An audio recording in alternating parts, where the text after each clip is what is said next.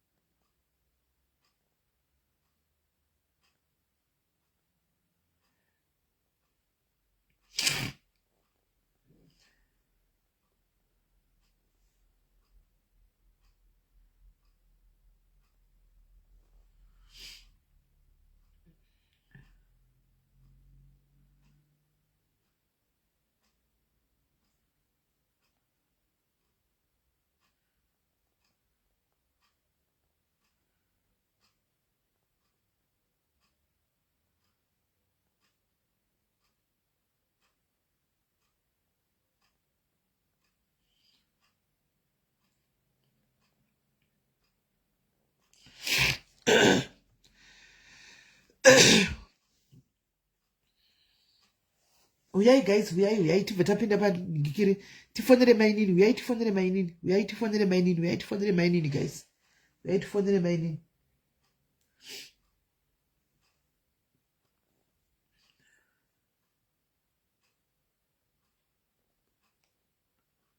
Uyai tifonere mainini. Right. Chataura nyaya dzemaspice tichida kufonera mainini. Chionai zviri kuitika, ndapiwa namba dzamainini panapa. Ndapiwa namba dzamainini kuti ndibaye mainini. Ndakunobaya namba dzamainini dzedza ndapiwa dziya. Dziri kutobuda kumudhayari. Ha. Zvinhu zvacho. Kana pima explain one kuti what happened to page, kuti page riri under construction. Page riri under construction, saka takanzi nema IT shandisa iro riri ko zvino. Riri under construction. Saka mainini ndikuti rega ndifone ndikunobaya pakanzi mainini kudai. Handimona hanzi pamuchiti tiripo right pachipamwe. Unodai mainini hello mudhairis regaiti ndivabate tinzwe. Zvino mainini mudhairis guys ndingangotanga nokuvaisa palive here. Guys.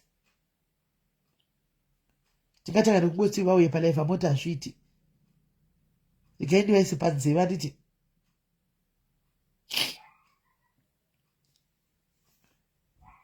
Regai ndimboisa panzeve.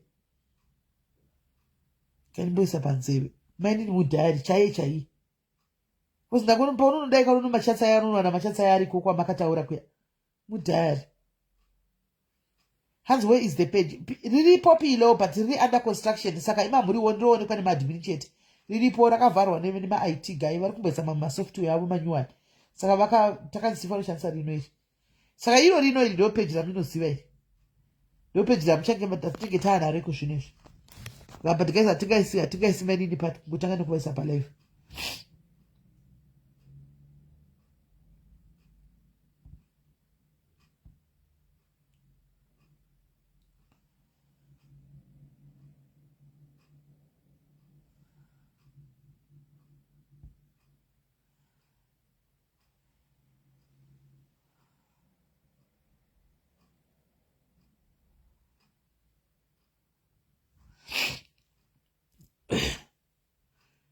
anza sviti kwaichi guys ganitanga ndikuvaisa panzeve ganitanga ndikuisa panzeve tingangotanga nokunguva kanda hazviti tingovaisa panhingikira hazviti guys hazviti hamuzvioniwo hazviti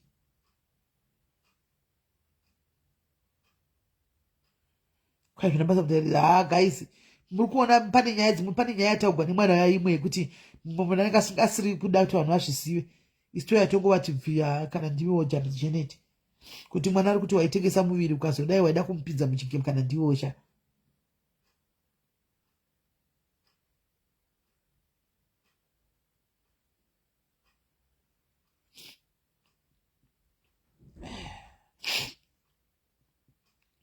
tegai vamwe guys tegai vamwe aiwa panzeve ndizvo zvako Joyce hatizoita kunge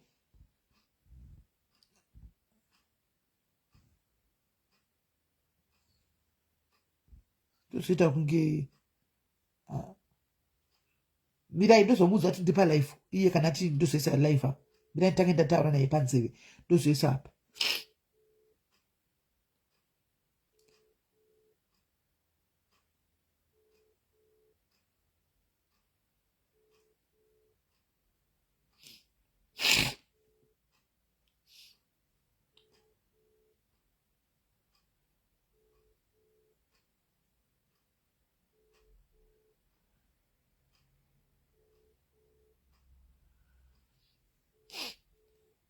kuti mainini uyu mwana uyu mainini ati mainini havashandi mainini vanoita kunge vanoshanda wani zvacho rigaitinzwa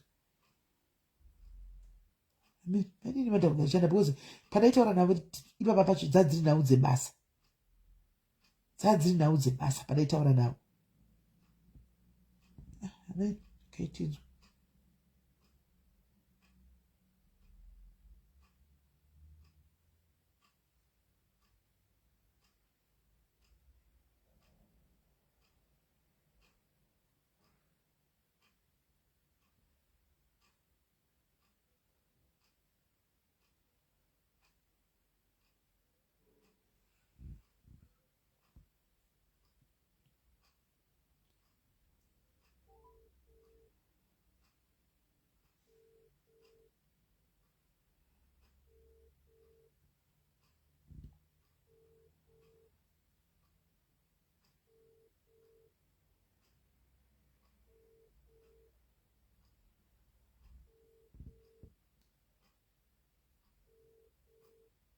mainini vanenge vanoshanda because hapana chingatadza kubata foni vanoshanda mainini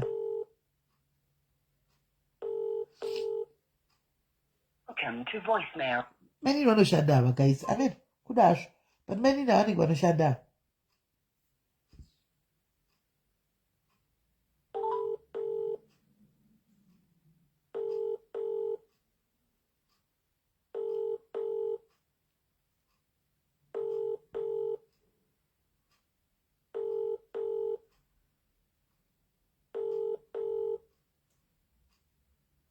mukona right letingotizitrai mainini right ngatimbotaura nyaya yemaspice guys ndati kune vasati vanzwa guys ndave brand ambassador weRue Premium Spices guys ndokwandave uko Rue Premium Spices guys imbondiudzai what's your favorite spices and then kune avavo vasati vakuziva kutenga maspices please mobva tapanana manhamba kana paine maagents ari kutengesa maspices mucomment section umu mobva matopanana manhamba imomo muchitengesa maspice enyu handitika asi on the other hand imi vari kuda kutanga kuita business vari kutanga kuti vada kuita business chaiko chaiko kutanga kuita business handiti munondibata moenda kundokupai nhamba dzekambani handiti dzeRue Premium Spices monotenga maspice enyu ikoko motengesa toda kuti akuudzwa kunonetsa munyatsozvinzwira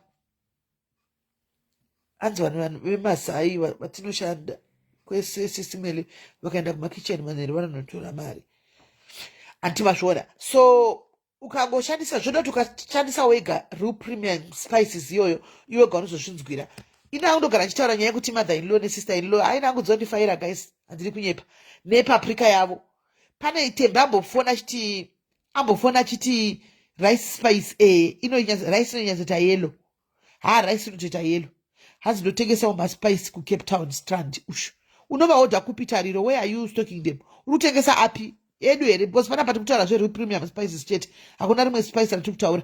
We are only talking about real premium spices ratiri kutaura handika. So rice yavo, rice yellow is spice yerice ya rice yavo yenzita yellow chaiko chaiko, and ine kamwe kamunhuwi kakunhuwirira, so kainenge inako, so rice yavo iyoyo ispice yerice iyoyo muitry. hapana angachitaura anzi cayenne pepper. Cayenne pepper yavo iri right, chikafu chinotsvukira futi, chikafu chinoita kared so kakanakanaka, chero kabika kabheji chairo guys rinobuda rakati tsvukirei. 6 gun muri kuishandisa papi tembi? Wangashora nyaya yerice spice wati kudi mushe zviri sei?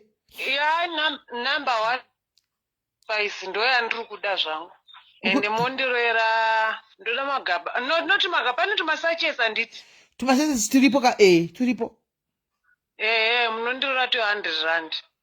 200 rand zoti munotambira muJoburg mozondudza kana ndokuudza pekuzvisiya muhama wana mari. mira ndikutsvagire munhu anenda arikugara kuJoburg ndipromotewo vamwe. Uyu ari kuJoburg, uyu ari kusouth, ari kuti ari kuTafontein, munogona kusangana. No problem, chero mangwana cha. Alright, Sharon Valoi, Sharon pana tembi panapa pari kuti ndoda maspice, ari kuda maspice masachets muJoburg, and I hope now hanzi ndiri kudai rice, ari kudai rice foni yako tachitiza ushu, ari kuda rice, ari kuda rice Sharon ari kuda maspice rice. Saka first iyo client ari kuda 100 rand. Saka munoti mosangana sei Sharon Valoi, ukauya kuWhatsApp kwangu ndokupa namba dzemunhu ari kuda maspice rice, ndokupa namba dzake, then motaura mosangana motama transaction. Alright tembi waita bo kwewa inda usingatengi naitembi uchitengesawo kumaflats kwako kwaunogara uko. Ndakamboahodha ndikatombaendesa kuZimbabwe, zvino ndakadyirwa mari yangu ndakabva ndaora moyo. Ndozvonetsa vanhu kuZimbabwe izvozvizvo. Zvonetsa. Ndaroerwa mari yacho, saka unongodza zoti wahodha chinhu munhu obva adya mari yacho nochazokorodza. Zvonetsa. But dei usingatengesi kuZimbabwe uchitengesa imomo maunogara. Inonzi chima offices ava mamwe achona ari kudhuze nekuna naFerina Kenu. Aiwa, iwewe unotenga kuri kune maagency kuti haungazifambiri kunotenga 100 rand kawakwira kuinda kukure uko. Ndizvozvo. Aiwa mungombai namba dzangu anozotaura nendomuona mangwana. Alright, sharp. Right, hanzi naJoyce chip spice, machip spice yachona asi ndikatoishandisa nhasi. Iwe iri pamberere chip spice asanabhoisha, unozati ndinawo maspice asanabhoishandisa. Ndinongoti teki nemother in law nespice nenikiri mother in law, sister in law, cayenne antika nepaprika, ndozvandinongoti teki nazvo, nesalt nepink salt, ndozvandinongoti teki nazvo. Vamwe asanabhoyanza kumatesta, nditodzwa vamwe chitanzi 6 gun. 6 gun guys muri kushandisa pakurosta here, pakurosta yakati ngatiudzanei guys, muri kuita sei ne6 gun? Muri kuvesa nyama here ne6 gun?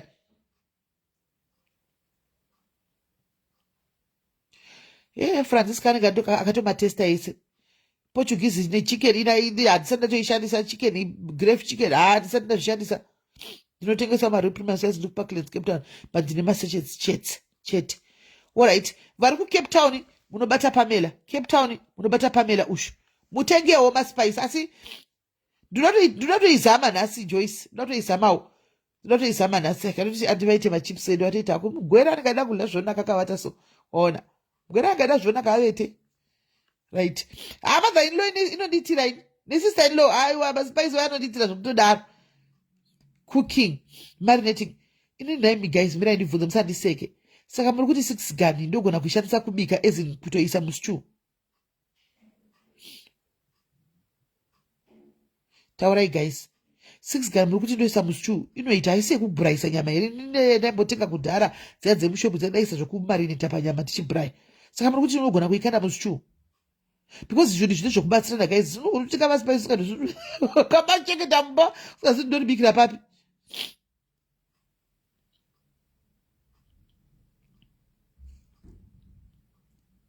And everything, even in stew. Okay. Wow. Alright. And 6 gun kumbere. But imbotry mother-in-law ne sister-in-law. Aiwa. Imbotry sister-in-law ne mother-in-law. Umboshinzwa. Hey, hands na mai makeke 6 gun paonesa nyama ichibwela nzindira. Good. I think it is way. I think is. Hands ndo wana wosei ma spice ndo kuputoria. Urikuda ekuhoda here. Ini guys ndinokurudzira kuti muite ekuhoda ma spice. Kuti mutengesewo kwa munogarawo. Asikana usina kobare kuhoda ndo paunotengawo kune vamwe mu comment section. It makes us too veteran. And I told you what quite paunotenga kuti boil over watokotumwa ipapo. Painosara yopera mvura papa wako nofura inenge yatopinda mukati. Hanzi nawo S7 gun 6 gun kune 7 gun ayo 7 gun asana mboiona ndoziva 6 gun ini 7 gun wakaiona ipi week my kid ini ndoziva 6 gun ndo yandakaona 6 gun kufry inoita zvese 6 gun ngakudzidza kuperi right mirai guys pane maseeds ku6 ku real premium spices uku kune maseeds around aripo so ndichakukanira mapictures handika kune maseeds ariko around so maseeds atinokanda mustew here guys hanzi kugwera kuna distributor here handizivi but afa kunge variko guys tumatiza tokazi tumatai what 12 round so ispice yeku 6 gun imoza yeku ru premium inozombotiomeserawo so 2 round tuya guys tunenge chizi tumatai tunokanda pai tunochisa pai guys kwanda katenge 300 ekudya mbamangu aiwa unodya namambo zveshuwa joyce tiri kunyepa kotu round guys chai tinozi tai what tunoisa pai indinacho chakangotsva zvangozara zvikaba izvozvo because ndashaya kuti ndoikanda pai ndozvikanda pai zviraisi zviya zvimaround zviya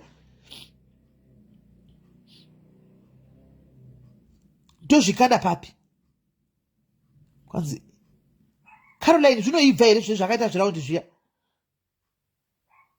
iwayo machiasidi mukonde maikero iwayo machiasidi tinozvikanda pai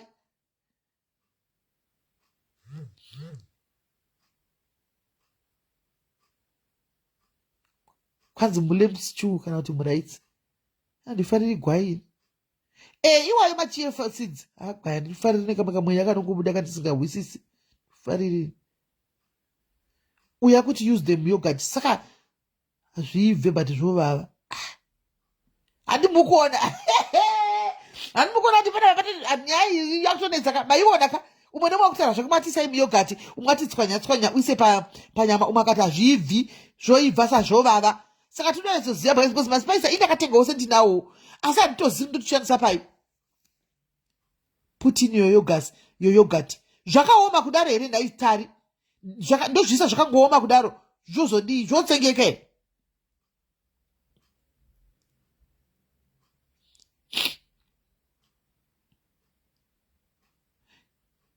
guys zvotsengeka here kwanzi ndikutoda kuodha Charlotte unondibata ndokusara handikiva ndizoti right imbomira ndimbofonera ndigigire timbobvunza nyaya yezviraundi zviraundi zvanetsa izvi indango zvistoka zviri mumbamu guys kuti tizive kuti zvoshanda basa rei dhololo zvingori mumbamu ndodazoziyana sindadozvishandisa ndimboziva kuti zvinoshanda sei andisa zvinoibva here hanzi ndoda kutenga stock naruwa ndizvo ruva okay uya kuwhatsapp ruwa kauchida kustoka unoenda kunostokeswa cheko ava vanotenga vanotengesa ma11 iwo kauda kustoka ruwa unonibada kuseri ndokuitsa ikoko kuningikiri kwavanostoka ndokwaunostokawo ikoko ndokupa nhamba dzekunostoka andikaunostoka ikokoko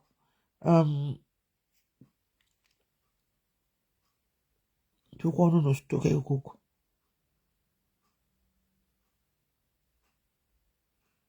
kwanzi soko saka ndifa kutanga ndatusoka zvanesa ivo kwe vanhu andijoi varipiko vambotitsanangurira nyaya yezviraundi izvi ndo vanobika vari kupi zvezviraundi vambotidza kuti zviraundi izvi zvinoshanda basa rei nokuti panapa tanetsekana panapa hallo boss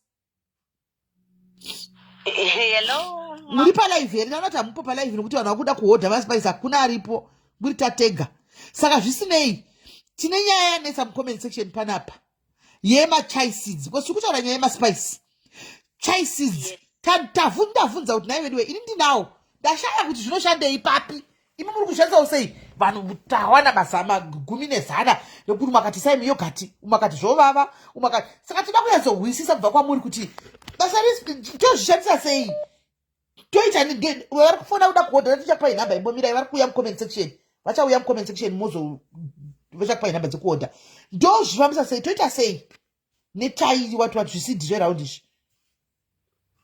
Alright, my seeds anditi. Mostly they are okay. Let me talk of my uses in my chai seeds first anditi.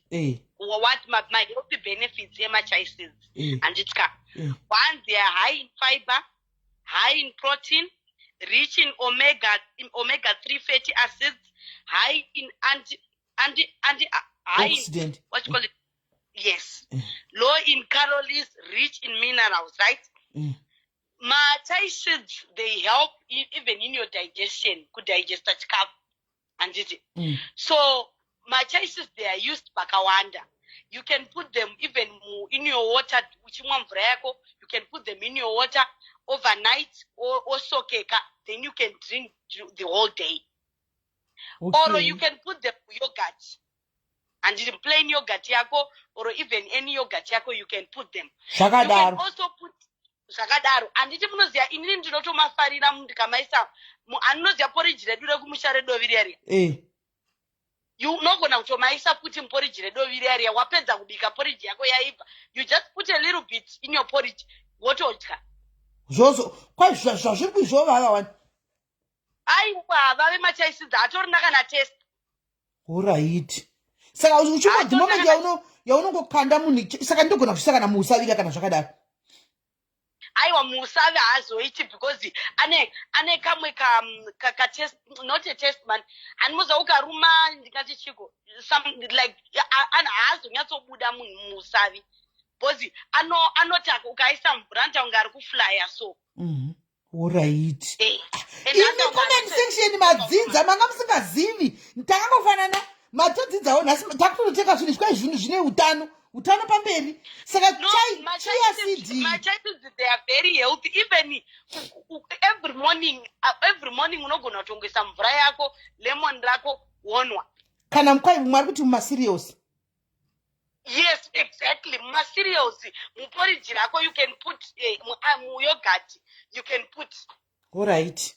Okay. Nokuti shwa kutiza kwakanaka unoona. Nokuti anenge vanhu kusatotengawo kwaurika kusatoziya tanoshandisiwe vakawanda.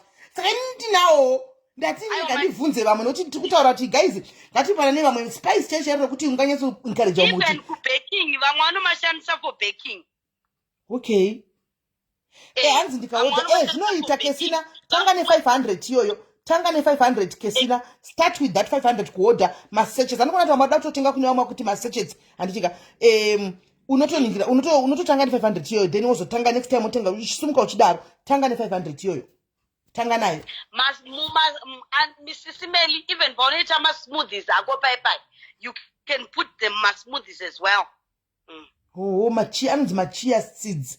Chia seeds. Yes. Chia seeds. Okay. Yes. Hanzi anonzi chia seeds ende kuti kune vanoda kuslima vaya kwai anotishande ndo umwe woshotlinda vayachitaura izvo zvizvi. Kwanzi unouya uchi and even makusenuka amwa ano booster energy yako chaichayo even your energy levels makusenuka amwa newomoto yako ine lemon ukamaisa mukati ano booster your energy level. Okay. Nokuti tatu ingati ndinawo ndakatenga guys asi kuti ndomakanda pai ndafaya kuti ndomashandise pangu kugara arimo ndibetsereiwo vanhu ndopanoona ma-ideas awanda umakati kandai pakati umakatirisa musavi umakatirisa muraisi ndikati regaitivhunze ndinganyepirana pa asi zvemunhu ataura zveyogati aripo achimunoisa muyogati nemasmuthi ukamanwa masenika unotoswera wakaguta because anoboosta metabolism yako so you find kuti ukatomamwa makuseni handiti nemvura especially kana uchifasta or something ukamamwa makuseni nemvura yako unotoona kuti unotoswera uchiita kunge wakaguta nawo. Alright. Kesaya ndibate kuwhatsapp ndokubata pako ndadzidza vava uodha ikoko ndibate kuseri. Alright, aiwa tawisisa. Sineli vape contact ye-sales team yedu 0644. Mirai kumanya boss. Mirai 06 44 0644 55 89 76. Right, those sales tinonyora kuti sales anditi ndo ye-sales iyi personal yangu ndozononoka kuva daira because ndendrimbori because ndo yandaikanda iyo yako ndo yandaingokanda ende chingoti fona aiwa musakanda personal yangu ndinononoka kuvadaira vanenge vazokomplaina kuti hatina kupindurwa regai ndibve ndatonyora yesales paside ndigotozoisefa kuti wati anenge achida kuenda nechitopa iyo because premium rps sales ndo yamunovapa iyoyo ekuitira kuti vapindurwe nguva iripo and they are open from 8 a.m. to 4 p.m.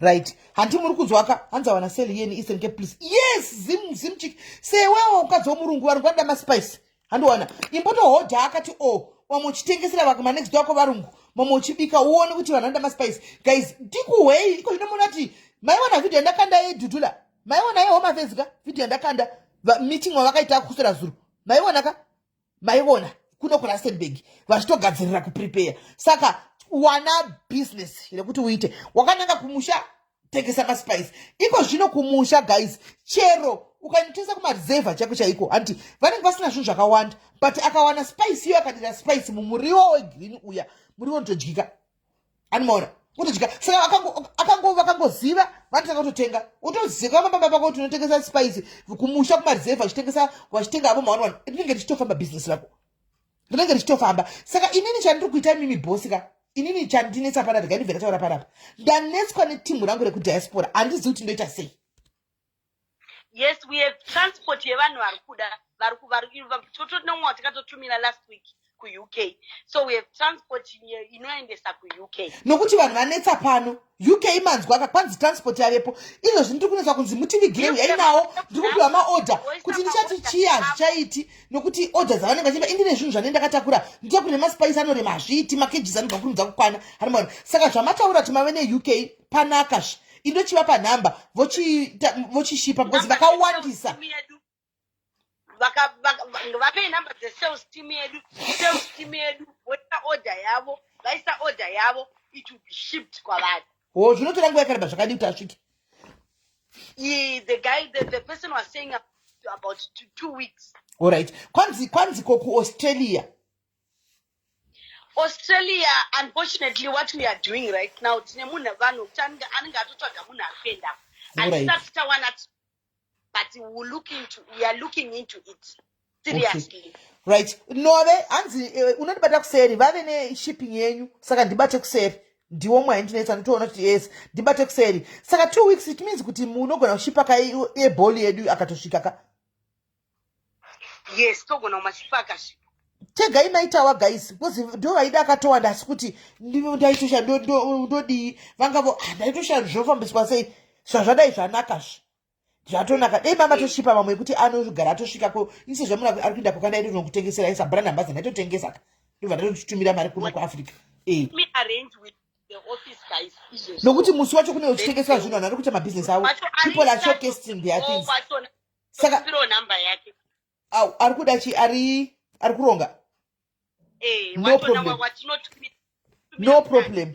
problem namba ndinokupa nokuti izvozvi chikuitika ndechekuti vanhu vakawanda vanenge vachishokasta zvinhu zvavo vachitengesa saka real premium ikavapa I'm telling you ndozvo zvinotanga kutopera izvi animaona ndozvo zvinotanga kutopera because munhu wese andinetsera spice ndawane kunotonenya yespice iyoyi kuuk SIS MELLY America tisenderei ndotinongosenda nepai chitengai motenga mau yenyu motenga kuno kumo vamwe vakati tikatosvika kuti zvino tikaita hatichahusisa zvinozosvika zvosvika maspice anosvika ezvinonge zasina kuvhurwa but zvinoda kuti zvinyatsoitwa nemunhu anoyazoziva kuti aufanira nhamba dzavo ndakupai idzo mubva matoronga kuti izvozvi atotumigwa apinde murodhi anosvika because sabrand ambassador we have to eat chinhu chine spice yatinotengesa isusu varidzi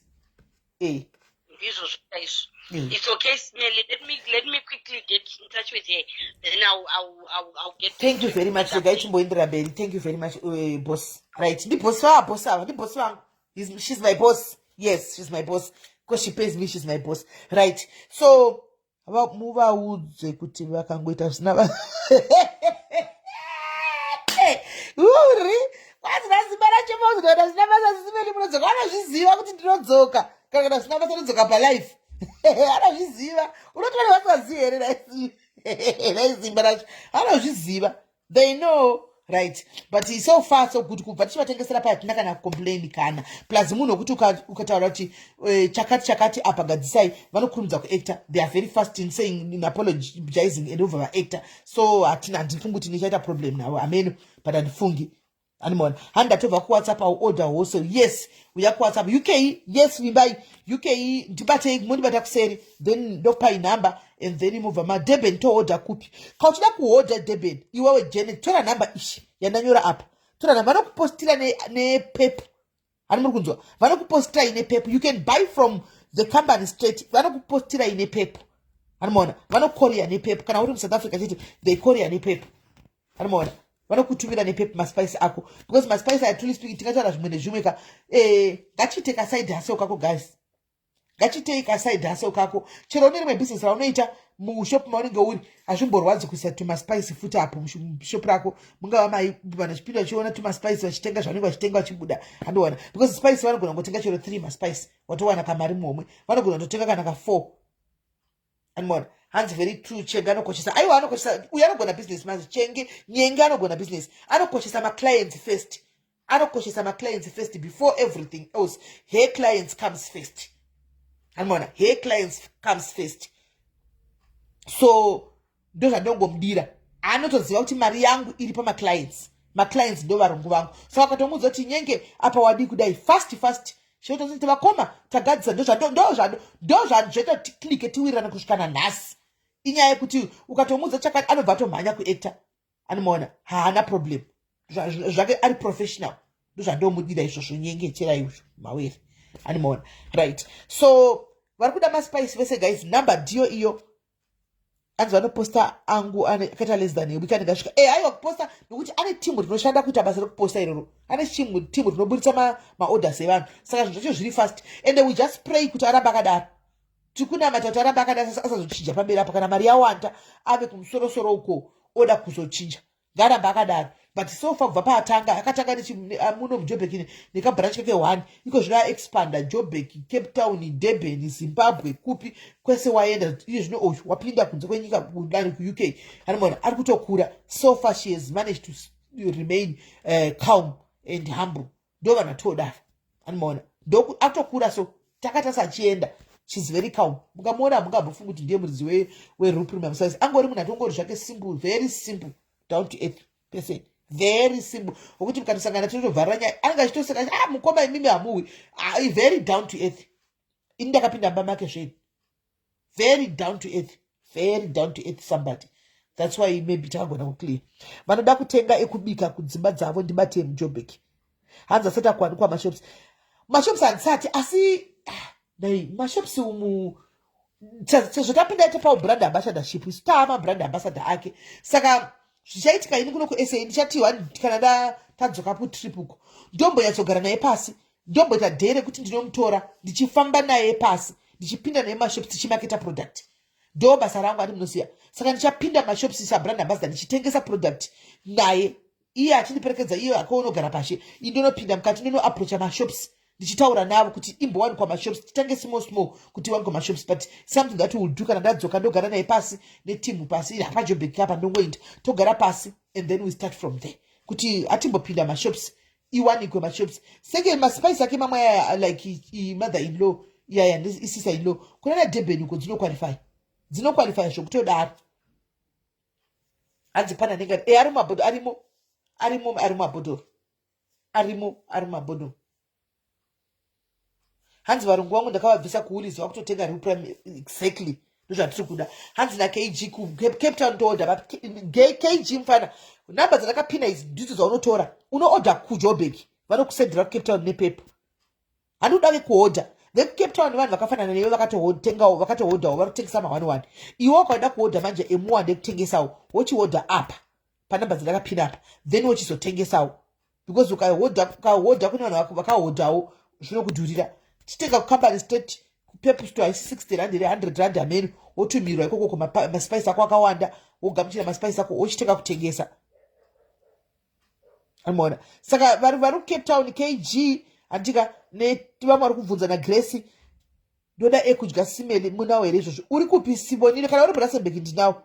Kana uri Rustenburg ine ekudya ekuti utenge wanu ndinawo. murustenburg vanoda ma1 ndinawo maspice ndinawo. Gracie unohodhesa here? Auhodhesika iwe Gracie? Uri kutengesa wandi wakahodha? Uri kutengesa wanditi? Uri kuhodhesa here Gracie? Handiziva, maybe ari kuhodhesa, I don't know. Saka ngatiite izvozvo guys, tifambe nebhora pamberi neReal Premium Spice inonaka guys. Indanonzwa zvemachips ndozvinoda kutoita pamachips. Pandataura kuti kwai pamachips apo ndozvinoda kutoita zvemachips izvi. Hanzi manje ungatanga nemari chero yawatanga nayo Gertrude, chero 500 rand, because maspice akachipa.